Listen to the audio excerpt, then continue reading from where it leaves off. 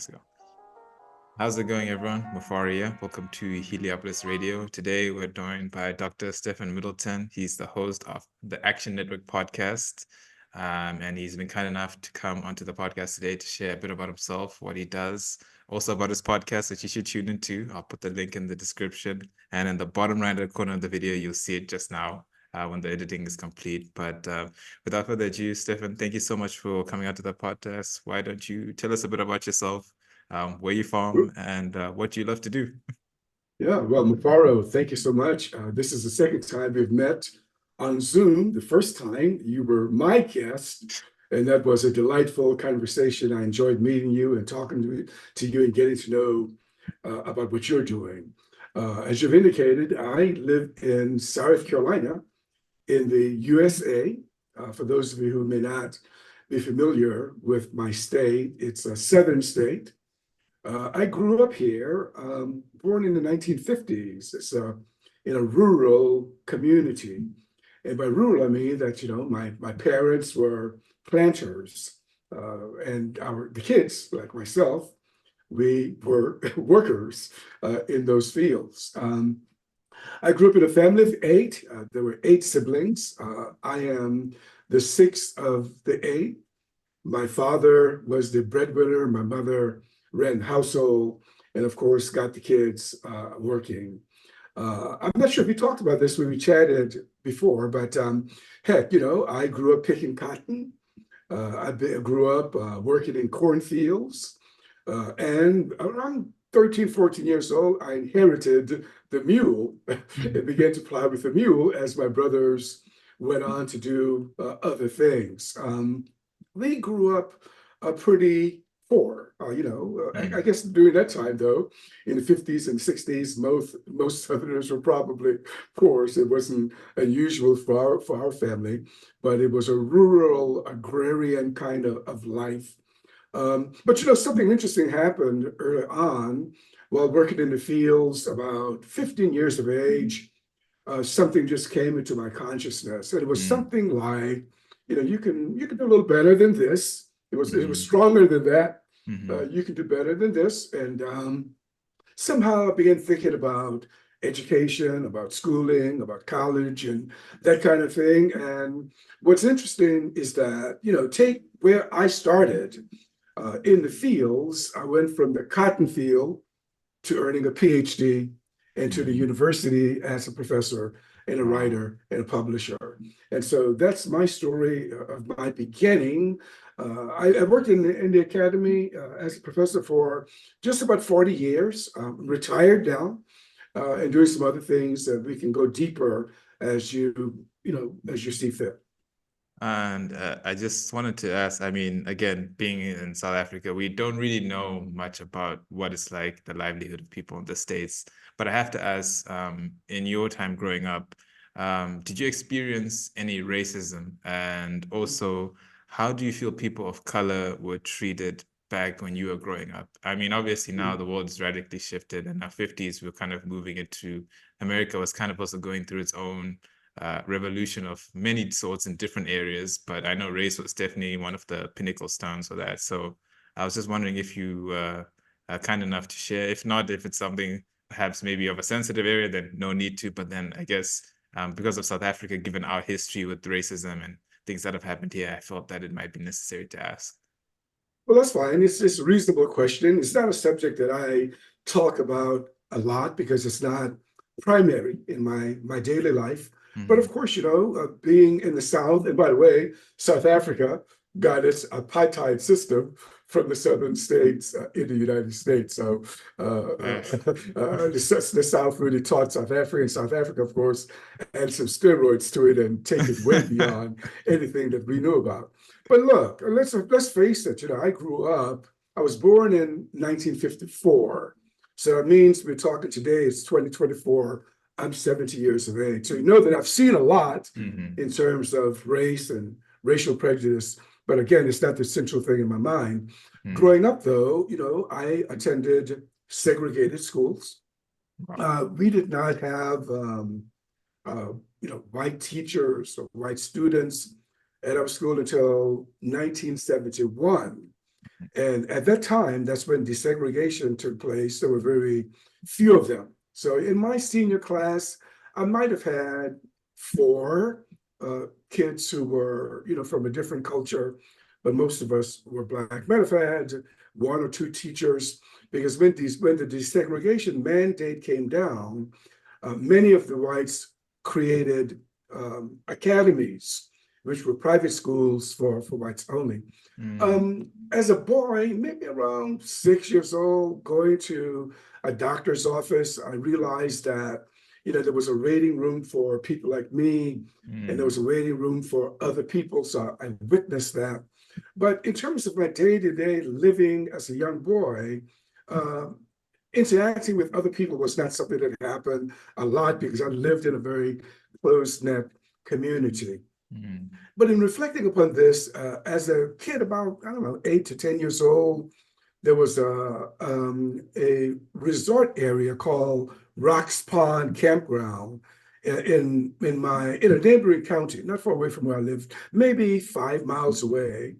And they were clearing it at that time. And Black people couldn't go there, but they were clearing it. And I was mm. one of the boys working there. And the supervisor referred to all of us as dillies. Now, I hadn't heard that word before. I guess it was an improvement from the N word that Wow. some people used at the time. Another memory of mine, my brother and I worked with in the fields of a Klansman. Mm, And he didn't want us to break for lunch. He wanted to give us a wow. couple of sweet rolls from his store and have us work throughout the day. So we protested, we want to stop for lunch. And then he asked us a question. He said, well, don't you know who you are? We Wow. looked at him. He said, you are African chips. Wow. And with that, we left the field. So those are the kinds of experiences I recall. And other little things, going to a merchant to buy something from their store, and the merchant, the female, the woman, the owner would not touch, my hand when she gave change. She would slap the change on the ground, and those kinds of things were a part of my Wow. growing up. Yeah. Um, wow. I mean, wow, tough to hear, obviously, because you can only imagine. I mean, you speak of it very nonchalantly and you're very at peace with it, but I mean, it's quite difficult. It's quite tough. I think for our generation looking in, it's somewhat traumatic to even have to go through those things today, in today's world where I guess we're more cultured in a sense. But it's quite intense to hear that. I'll be honest with you.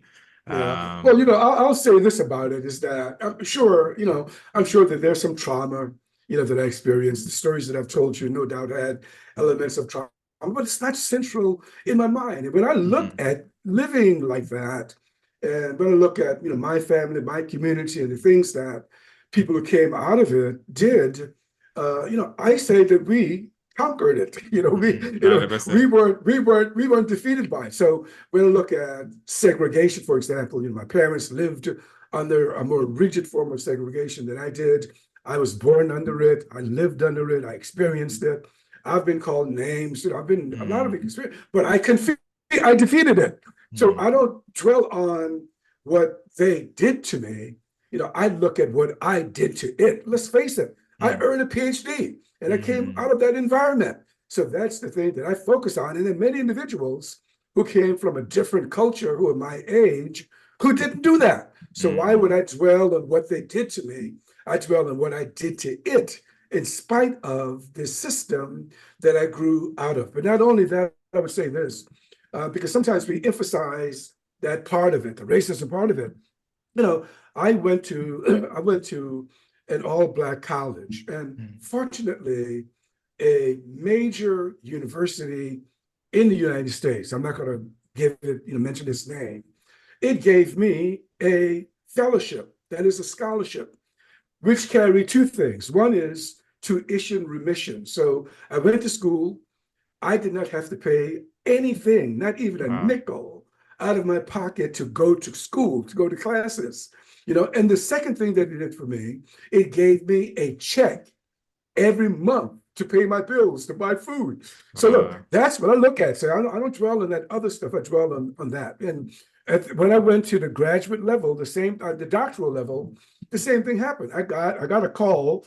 I was working at the time. I got a call from a dean, one of the associate deans at the school. He said, we got this develop academic potential fellowship that we want to offer you, because I had Mm, applied to the school, to graduate school for a PhD.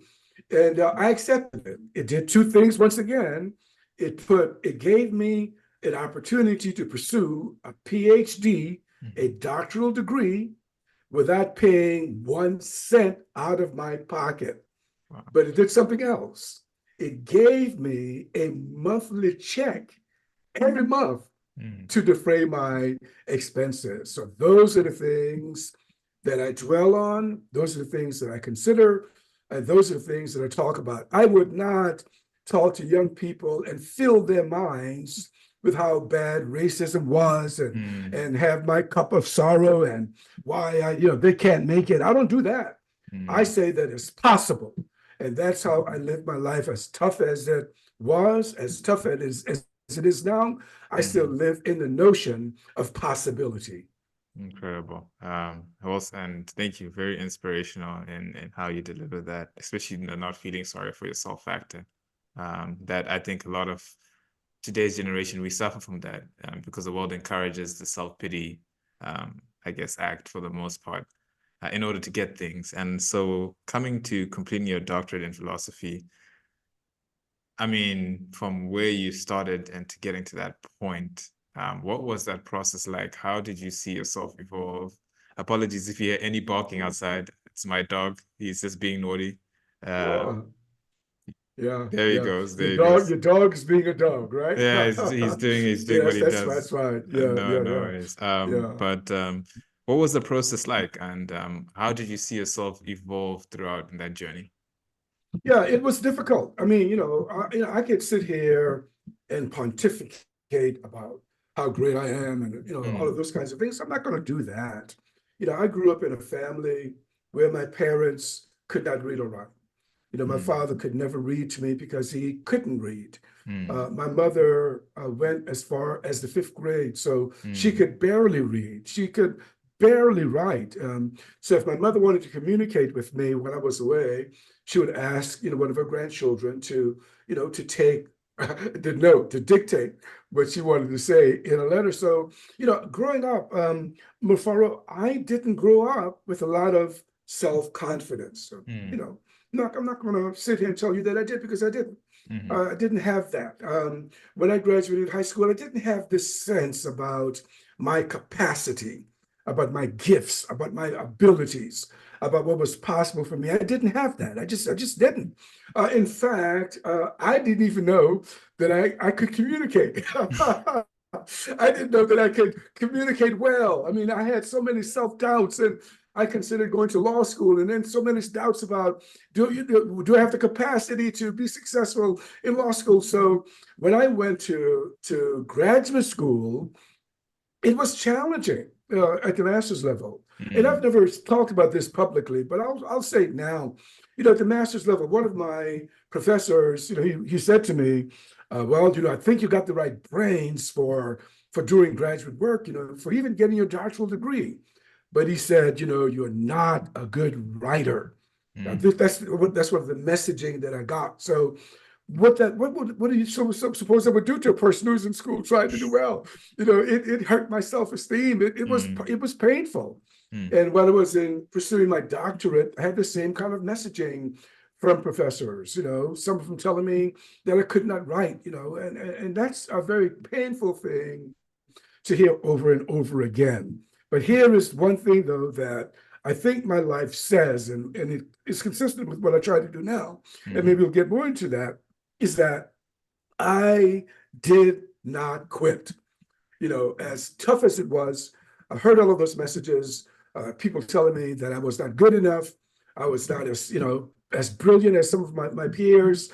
I just kept on going. And because I didn't quit school, because I mm, didn't give up, because I had a really desire, and this is not hyperbole. I'll tell you, my desire to become a historian, mm, my desire to get a PhD was something that I hungered for. haven't really talked about this publicly either. I had a hunger for it.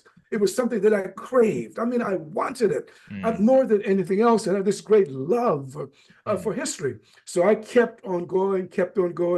And ultimately, I earned that degree. But I'll tell you this also. Some years later, one of my professors called me up, found me where I was working. And he said this to me. He said, had I known you would have turned out so well, I would have treated you better. Doesn't it always go that way? And then he said, you are one of my best students. You are, in fact, he said, you are the best student that I've gotten out with a PhD. So you go figure. I'll tell you the story too. I don't talk about this. You brought it up. So you got me going here. I did a postdoc at a law school. Postdoctorate at a law school. So I'm taking law classes. I'm in a legal history seminar because I'm a constitutional legal historian.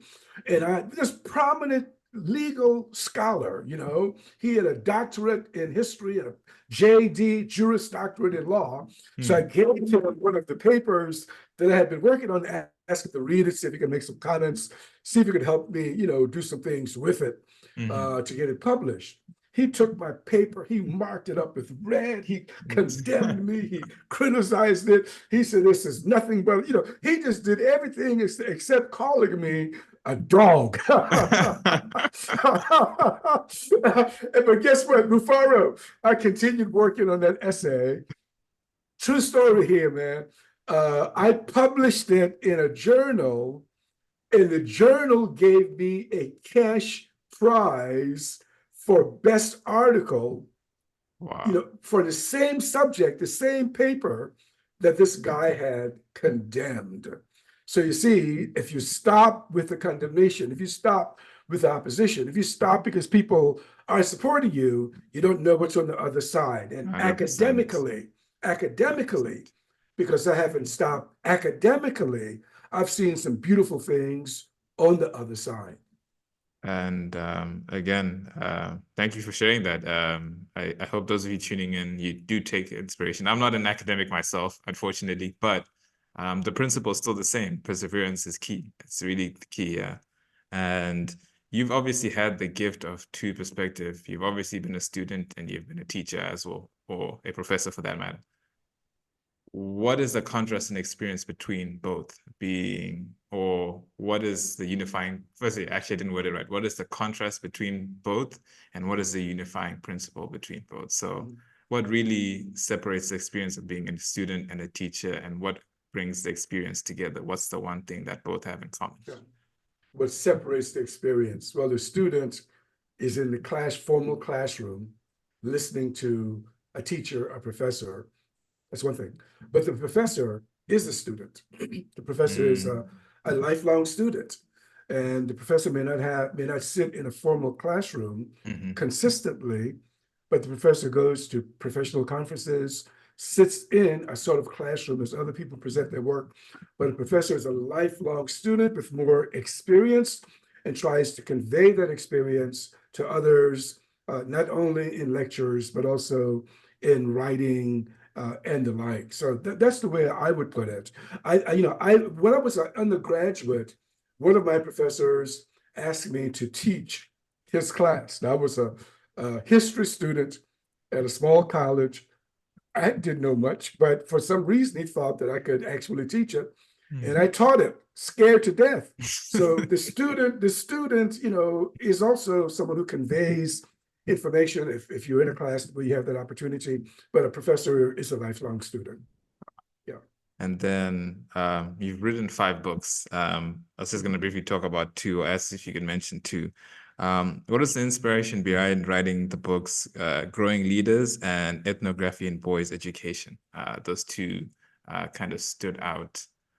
Now, I think you found a different Stephen Middleton. This is a different one. You didn't do That's that a different one. Stephen Middleton. No. Oh, No, I okay. didn't My do it. bad. Okay, apologies So then. let's edit that section out. Yeah, no, we'll circle back. Well, you have written 5 books. I clearly got the wrong author, didn't do the research. Apologize for tuning in.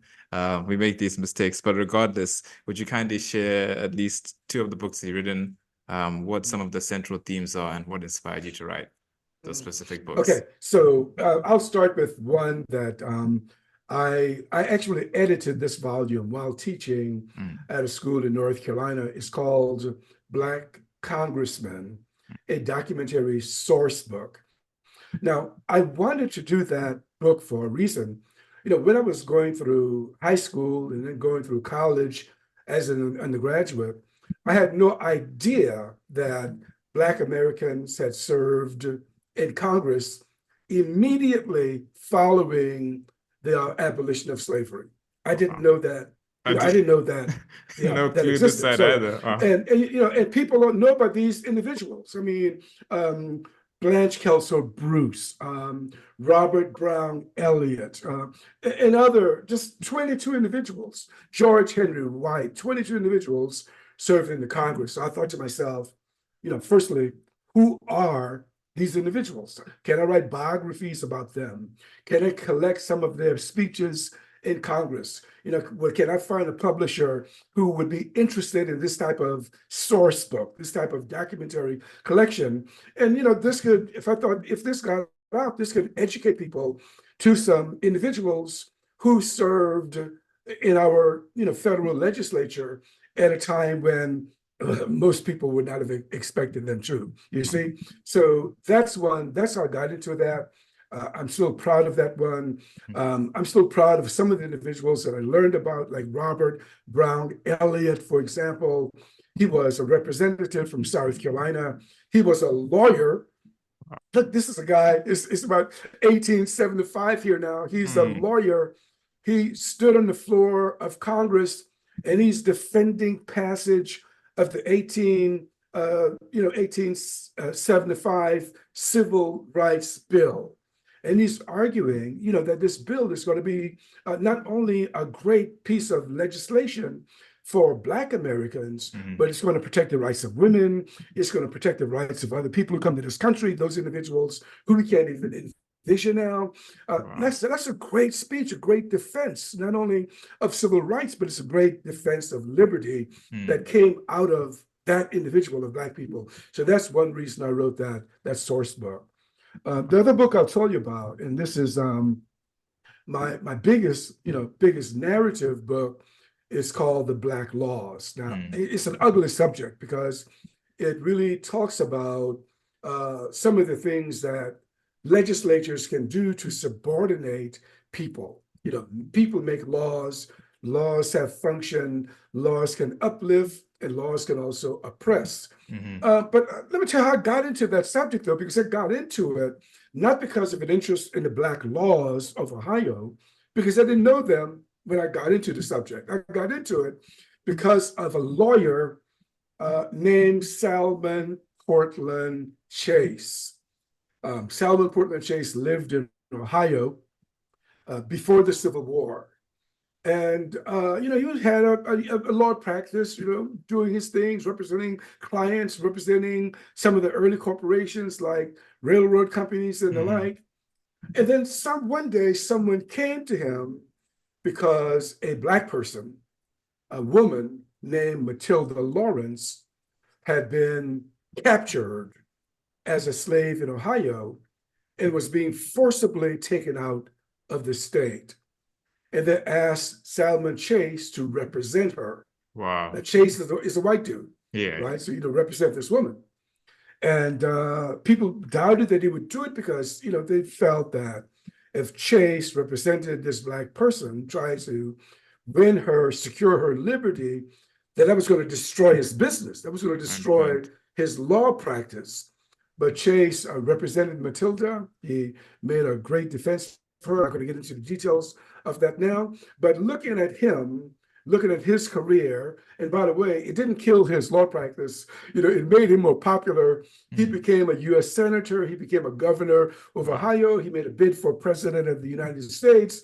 He became the secretary of the treasurer, and he became a Supreme Court justice. So, as opposed to killing his career, Like, representing Black people during that period of time actually accelerated his career, broadened his national appeal, and took him into some high places.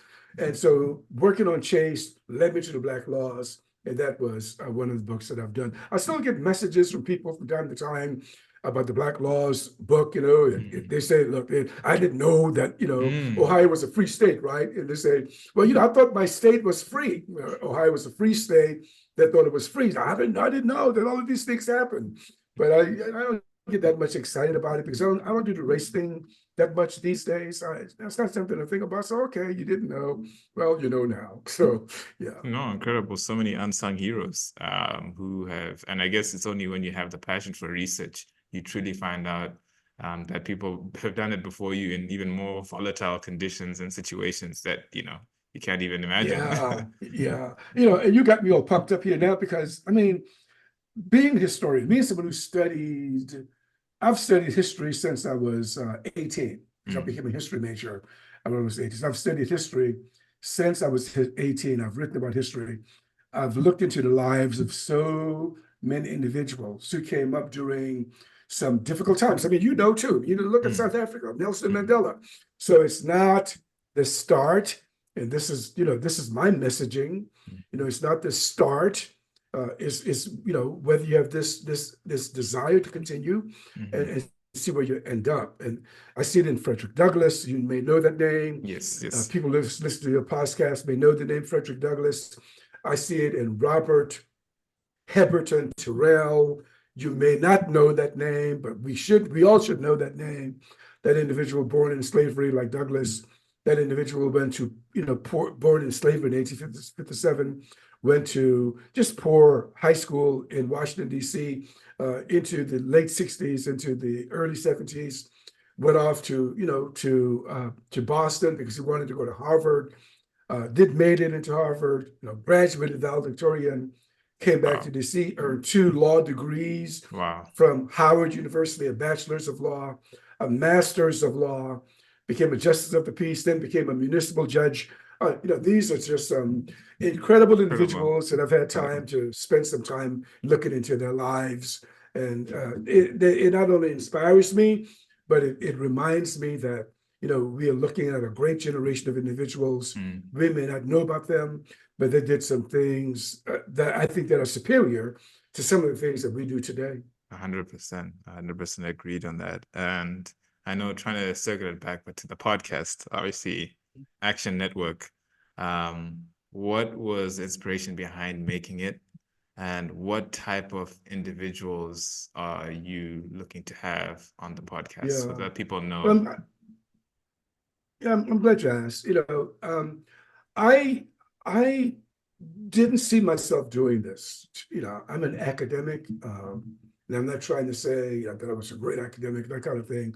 But academics tend not to do these kinds of things. I was retired, and I was looking for things to do, and began to dabble as an entrepreneur, and began to take courses on social media. And a trainer, gave us a challenge, Yeah. and the challenge was to post, videos on social media for 14 consecutive days. And gosh, I don't know if I can do that. I don't think I'll be very good at that. But anyway, I did it. I did the challenge. I did it for 14 days. And then I stopped. You'll find some of those videos, early videos on YouTube. And then there was another challenge, post videos. I don't know, could have been 20 days. I don't know. And I did it. And that time I did it and I continued posting. And then it occurred to me, maybe I could do something more than, just posting short videos. And I wanted to brand an organization. So I said, okay, I'm going to establish, because I'm just thinking about what I'm going to call this thing. So I established the Possibility Action Network. So the Possibility Action Network was first. And then, okay, so I want to do a podcast. What am I going to call this podcast? And had I known what I know now, I would have abbreviated it. So I said, I'll call it the Possibility Action Network Podcast. And then I began to ask myself, what type of topics are you interested in? And of course, I began to look into my life. What Mm, kinds of things are you interested in? What kinds of things move you? What kinds of things that I want to know more about? So then, my topics, the 3 domains that came to me. One, health and wellness, that is the health of the body, Mhm. the health of the mind. So I care about body health, mind health, mental hygiene is how I refer to it sometimes. I also, care about whether an individual can improve their physical health, whether I can improve my physical health. So if you go to my podcast, you'll discover a lot of videos talking about alternative ways of eating, alternative ways of nutrition to see if we can shift our body and create a space for it to heal. And then I think about, well, is it possible for an individual to be transformed Mhm. spiritually and personally? And by that I mean, is it possible for an individual to make a complete turn around in their mind, in their spirit, in their sense of who they are and what they are able to cause or create in this life of ours. So those are my three domains. And then I began to pull guests who speak to those three areas. And that's why I got you. I thought that you're a guy who does health and wellness. And you delivered big time when I brought you to the Possibility Action Network podcast. And for those of you tuning in, I'll make sure the link to the podcast is in the link below and also at the bottom right hand of the screen so that you can go and support Stephen. What he's doing is really amazing. He's had phenomenal guests. And as you can see, the way he conveys himself, his understanding, not only just beyond the academic sphere, but in all facets of life. He's definitely the person to go to. And I'm looking forward to seeing the more content you'll be producing moving onwards. I was going to ask, though, how can people reach out to register and sign up if they want to be a guest, potential guest? I'm sure there are a lot Well, of people with a whole host of different stories that they just need the opportunity and the platform to share. And sometimes the access, from what I've come to learn, is always the biggest issue. So is a formal method of registering, signing up, or reaching out to you and seeing if there's a potential to be a guest on your show? sure. Well, I'm very accessible. The Possibility Action Network is on YouTube, Facebook, and many of the better podcast platforms. I don't hide, so all of my contact information, are in the show notes. They can also go to drstephenmiddleton.com. That's drstephenmiddleton.com. My contact information is there. And I enjoy interacting with other people. So if anyone reaches out to me, they'll surely get a response. Thanks so much. Thank you for sharing the details. And again, I'll make sure that they're in the link in the description for those of you that tune in.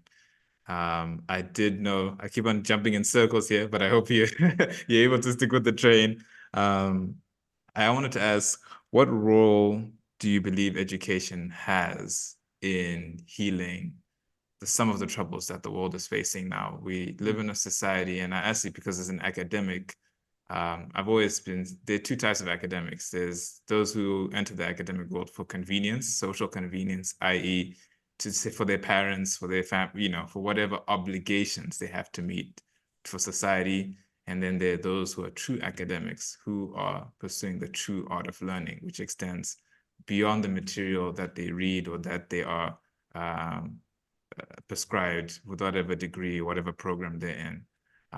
Obviously, the opinion on education is kind of shifting and varying. Some people believe it's necessary, some people don't believe it's necessary.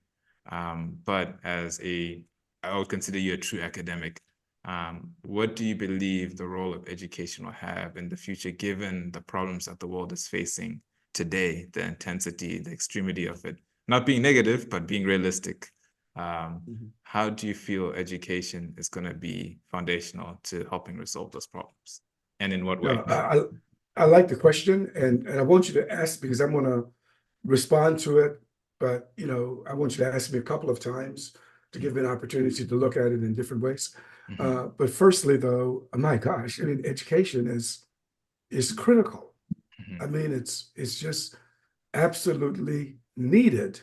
And we all need to be able to do the basic, right? Yeah. We all need to be able to read. We all need to be able to read critically. We all need to be able to think. So we need the basic, but education now, as I'm conceiving it, is not only the formal classroom education. We need that to get the basics down, to get a sense of reading and thinking and writing and those kinds of things. But there's education that's far beyond the formal classroom. And you mentioned some of the world's problems, so I'll speak about that first. Mm-hmm. I think we human beings live with a huge misunderstanding, and because of our misunderstanding, we make decisions for other people that could be hurtful. Governments. You can pick any two governments. I'm not going to name any two, or you can pick cultural groups. All of this is a big misunderstanding. We are human beings. We all are Mm-hmm. human beings. And why would a human being devise a policy that's going to hurt another human being?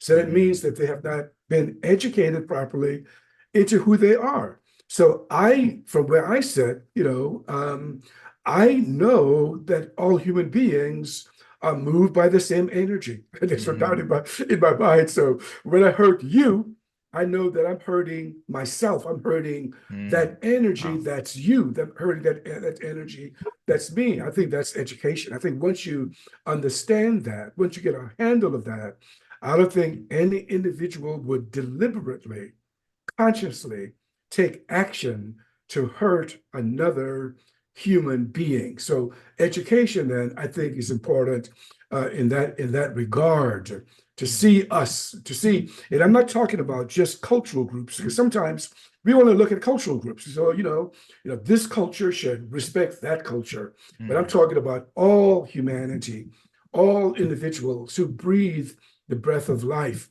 We are all one, and education may help us see that.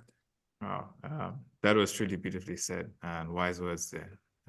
And I guess it's interesting that you bring up the necessity for consciousness more than anything, being extremely aware of your impact of your actions on other people.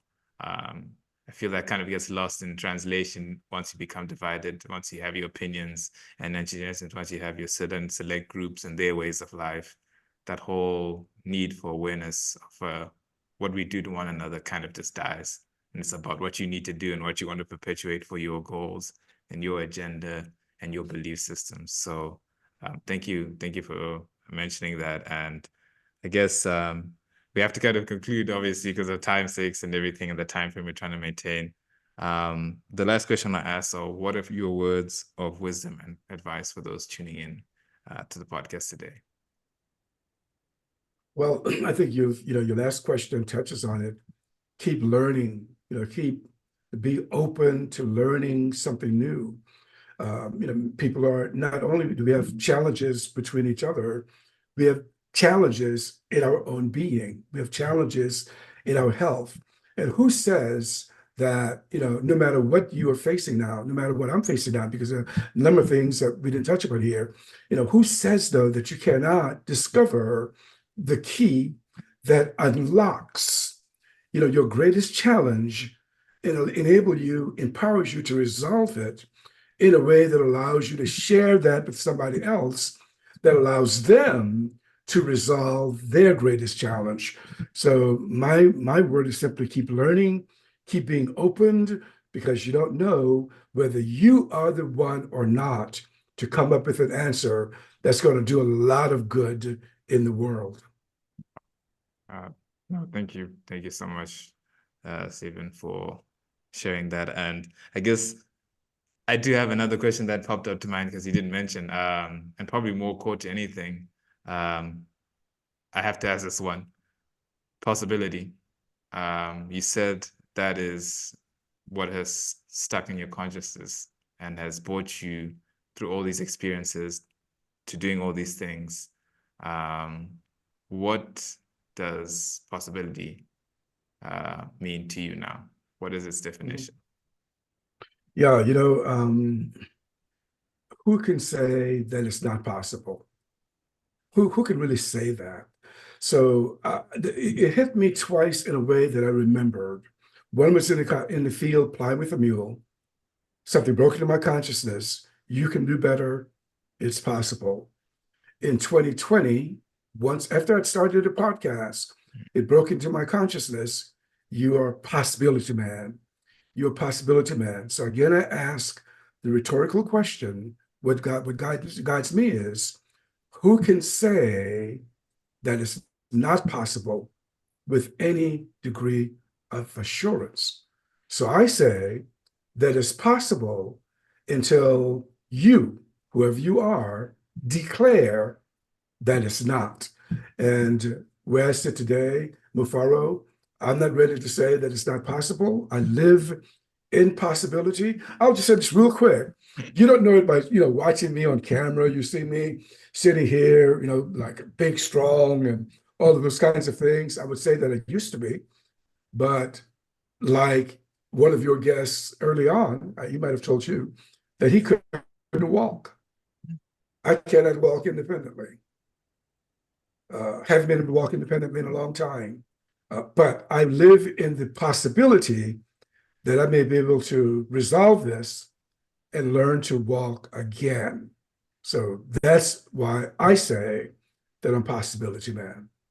Well, thank you so much, Stephen, for coming on. I know we didn't get to go through the full spectrum of questions. There was a lot more to be asked, a lot more to be said, and hopefully in the future it'll be good to have you on again. Not only as a catch up, but to go into a lot of things that we weren't able to go into. But I just want to thank you for your time, giving your time and your energy to come onto the show. We're obviously a small podcast.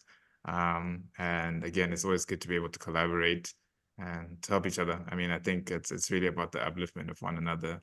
And like you said, I guess inspiring people to rise above their circumstances. And you are an individual that represents that. And I know what I like most is you don't like to toot your own horn. You are a firm representation of the process and experience more than anything. So thank you so much. It's been an absolute pleasure. And I hope you also enjoyed your time on the podcast. Mufaro, my pleasure indeed. It's always a joy talking with you. You're wise beyond your years. So thank you for the opportunity. All right. Thank you so much. And yep.